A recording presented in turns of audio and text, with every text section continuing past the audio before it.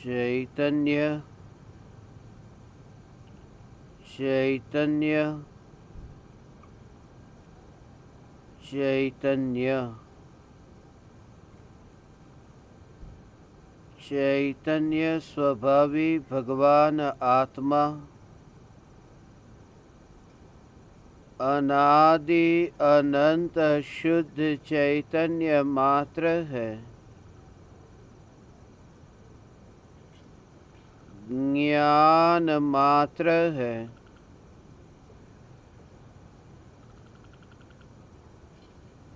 मैं शुद्ध चैतन्य मात्र ज्ञान मात्र भगवान आत्मा हूँ।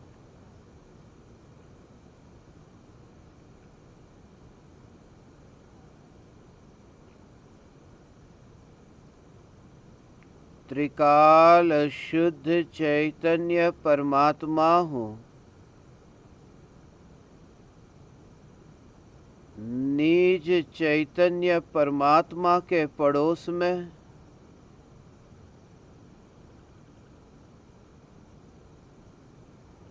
अनादि अनंत ज्ञान की गंगा बहती है।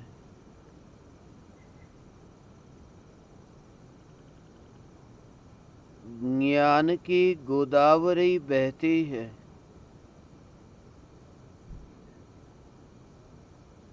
फिर भी जो गंगा में डुबकी नहीं लगाता, फिर भी जो गंगा के संग संबंध नहीं बनाता, यह असंग ज्ञायक देव ही मैं हूँ।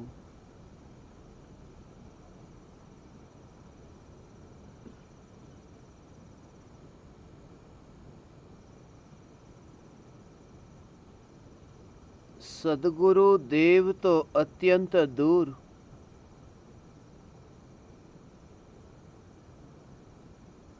न्यायक देव की निश्रा में रहने वाली पर्याय भी अत्यंत दूर है। न्यायक देव की निश्रा में रहने वाली पर्याय का भी मरण है। अनुभूति की पर्याय मर जाती है और मैं तो जैसा हूँ ऐसा ही रह जाता हूँ।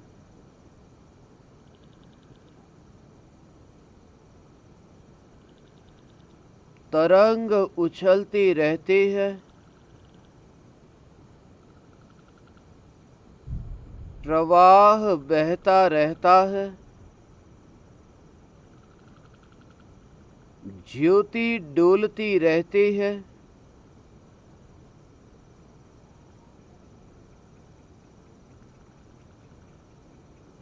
मटका टूटता रहता है।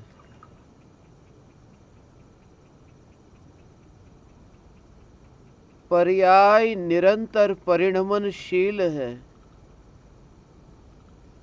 जिसके स्वभाव में पर्याय है ही नहीं, यह ज्ञायक देव मैं हूँ।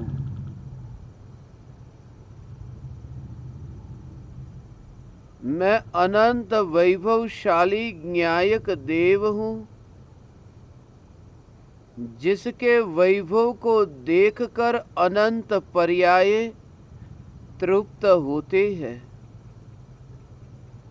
जिस वैभव की ओर दृष्टि करके अनंत पर्याय अनंत काल के लिए आनंद भवन में वास करते हैं, यह त्रिकाल आनंद भवन ही मैं हूँ।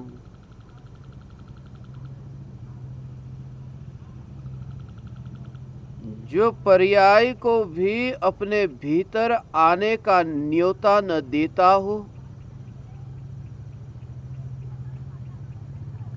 जिसे अपनी पर्याय की भी रुचि न हो,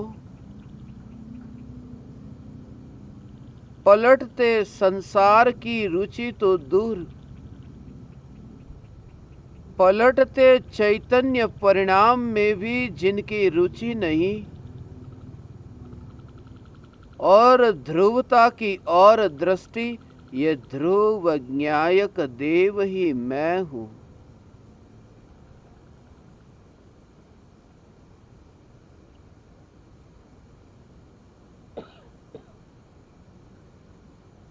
जानना जानना जानना,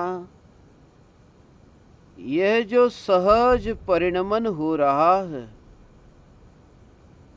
आत्मा के असंख्य प्रदेशों के संकोच और विस्तार के काल में भी जिस ज्ञान की जानने रूप परिणमित पर्याय को प्रदेशों के संकोच और विस्तार से कोई फर्क नहीं पड़ता, ऐसा यह निराला जानना जानना जानना, यह परिणमन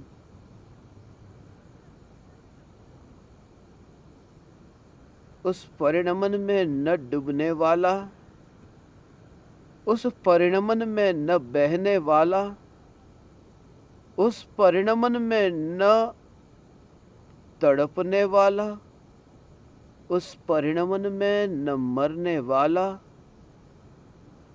मैं ध्रुव चैतन्य तत्व हूं।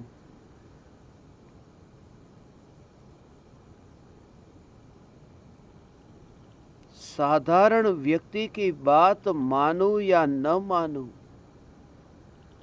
संदेह हो शंका हो,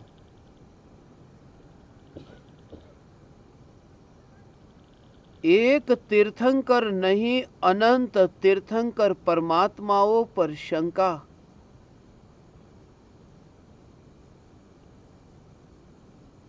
अनंत परमात्माओं पर शंका,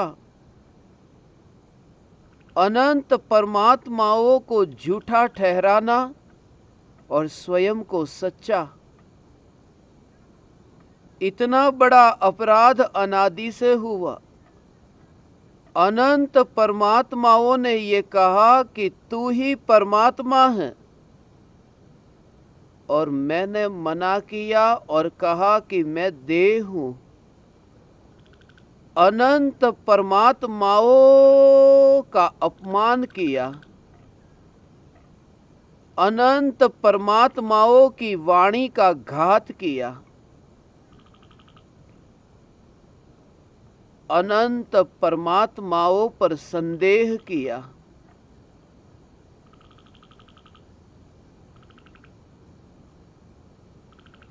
फिर भी उन परमात्माओं को कोई बुरा न लगा। पति पर संदेह हो या पत्नी पर संदेह हो, तो पति और पत्नी को दुख होता है।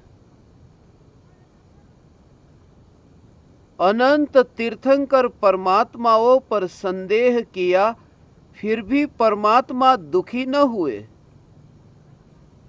और एक ने नहीं, अनंत संसारियों ने, अनंत अज्ञानियों ने तीर्थंकर परमात्माओं पर संशय किया, संदेह किया, फिर भी जो दुखी न हुए, फिर भी जो आनंद के भोग में मस्त रहे, उन्हें ऐसा क्या मिल गया कि अनंत संसारी अज्ञानी संदेह करे तो भी दुखी न हो। वे किसमें लीन हुए कि उन्हें यह संदेह दुख नहीं पहुंचा सकता। ऐसा कौन है जिसमें वे स्थिर हुए कि उन्हें विकल्प भी नहीं आता कि किसने संदेह किया।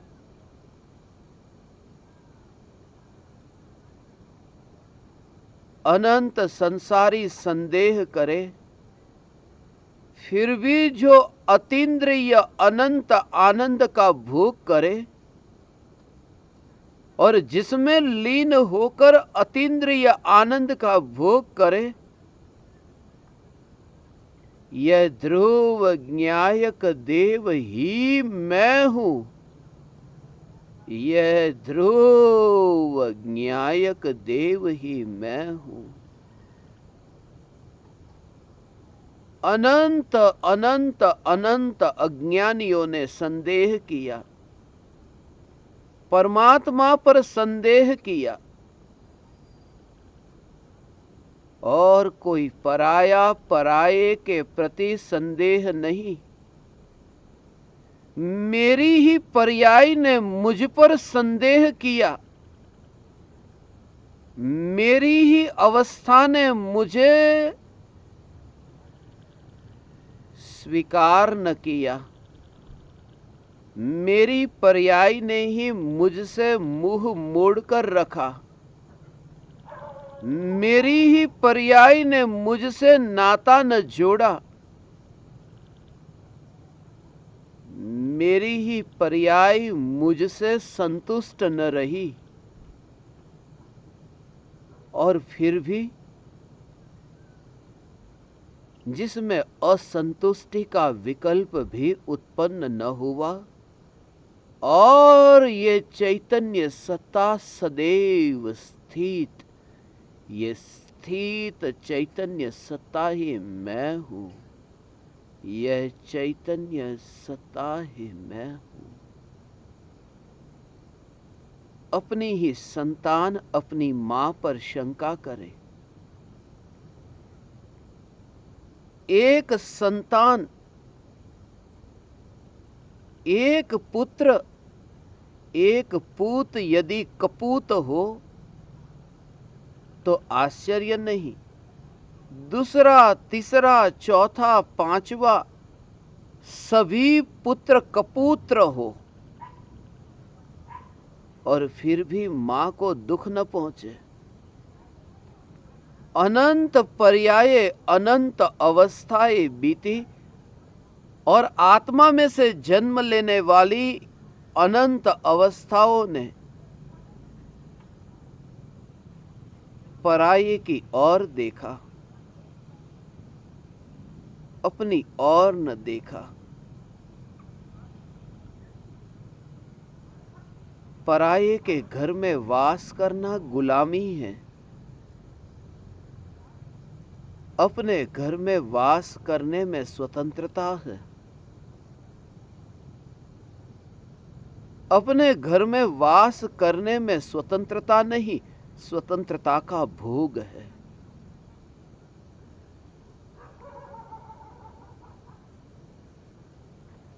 मगर वह स्वतंत्रता का भोग मैं नहीं। मैं स्वतंत्रता का भोग नहीं करता, मैं स्वतंत्र हूं। ये स्वतंत्र चैतन्य सत्ता मैं हूं। मैं स्वतंत्र चैतन्य सत्ता।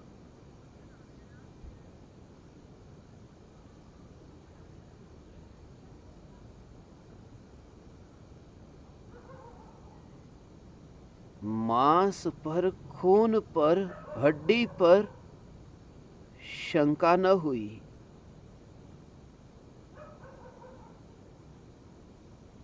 चमड़ी पर शंका न हुई, चैतन्य पर शंका हुई। राख पर शंका न हुई, राम पर शंका हुई।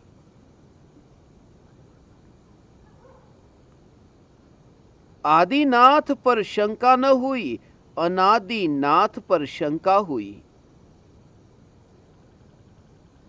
कृपालु देव पर शंका न हुई, न्यायक देव पर शंका हुई।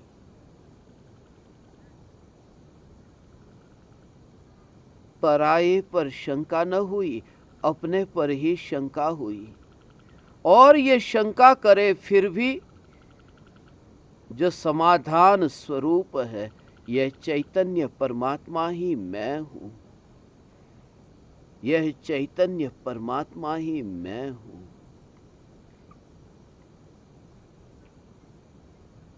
मिठाई के ऊपर आवरण होने से मिठाई कड़वी नहीं होती।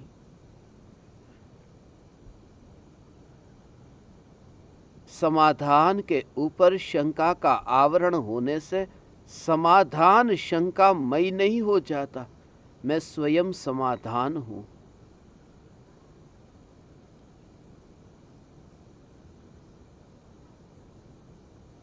यही तो वजह है कि शिष्य को समाधान तब प्राप्त होता है जब आत्मा प्राप्त होता है, क्योंकि आत्मा ही समाधान है।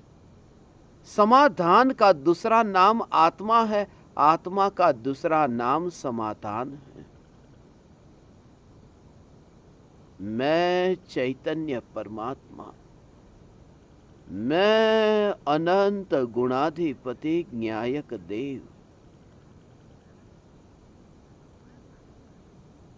मेरा आश्रय लेने वाली पर्याय भी पैदा हुई और मर गई, और मैं तो यूं ही रह गया। मुझसे आलिंगन करने वाली ये मेरी पड़ोसन पर्याय आलिंगन करके मर गई, और मैं तो यूं ही खड़ा का खड़ा रह गया। और स्वयं की सत्ता का स्वीकार हो तो आलिंगन करने वाली पर्याय नहीं, अलिंग ग्रहण स्वभावी चैतन्य तत्व दिखता है। आलिंगन में रुचि नहीं, अलिंग ग्रहण में रुचि है। मैं चैतन्य परमात्मा, मैं साक्षात ज्ञायक देव हूं, मैं साक्षात ज्ञायक देव हूं। निरंतर बहते प्रवाह में जो प्रवाहित नहीं होता, जो प्रवाह को लाता भी नहीं और प्रवाह को भेजता भी नहीं, प्रवाह में जिसका कोई भी कर्तृत्व नहीं, यह ज्ञायक देव ही मैं हूं। जिसका पर्याय के प्रवाह में कोई भी कर्तृत्व नहीं, यह ज्ञायक देव मैं हूं।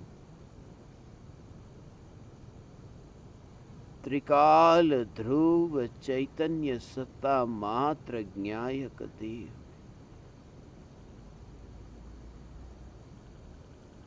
यह ज्ञायक देव ही मैं।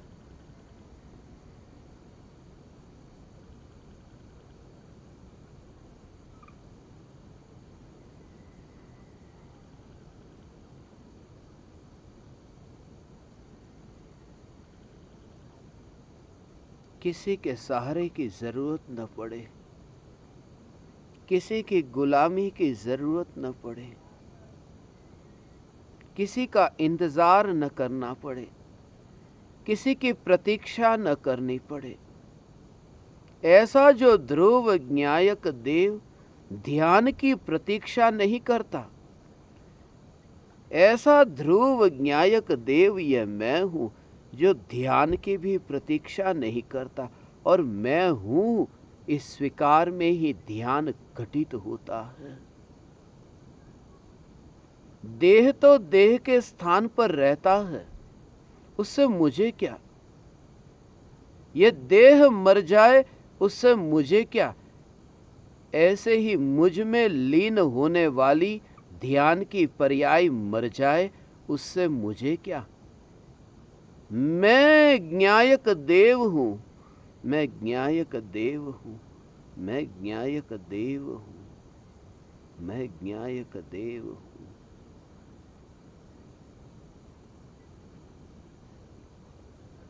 त्रिकाल बहती ज्ञान की धारा से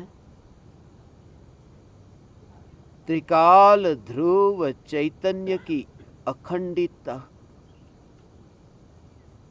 खंडित नहीं होती।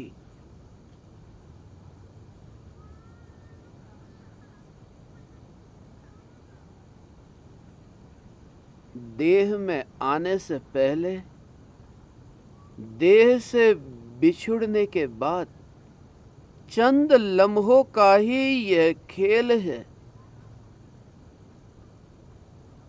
कब यह मिट्टी मिट्टी से आलिंगन करे, कब यह मिट्टी अपने पुराने साथी से मुलाकात करे।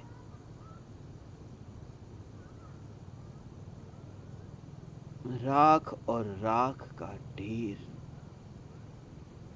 राख और राख का ढेर अत्यंत दूर से दिखाई दे। स्मशान में जलती हुई पुरुष की चिता, स्मशान में जलती हुई स्त्री की चिता, जली हुई राख नीचे गड्ढे के अंदर इकट्ठी हुई, पहचानी भी नहीं जाती कि कौन सी राख पुरुष की और कौन सी राख स्त्री की। राख राख पहचान भी नहीं होती।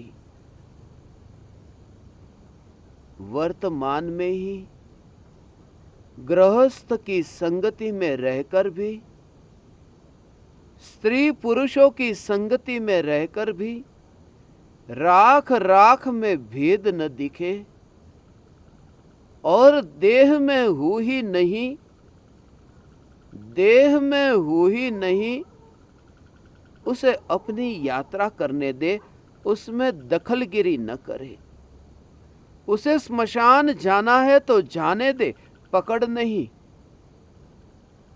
क्योंकि जिसे सिद्धपुर जाने की भी पकड़ न रही, वह राख की दीवार पड़ोसन को कैसे रोके।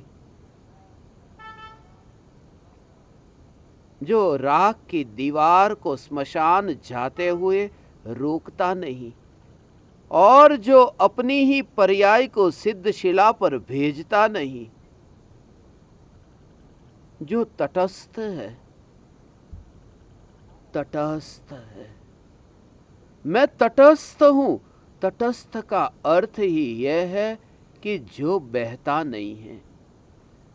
नदी बहती है, नदी का तट बहता नहीं है और नदी के तट पर जो स्थित है वही तटस्थ है। मैं तटस्थ न्यायक देव, तटस्थ न्यायक देव, तटस्थ न्यायक देव।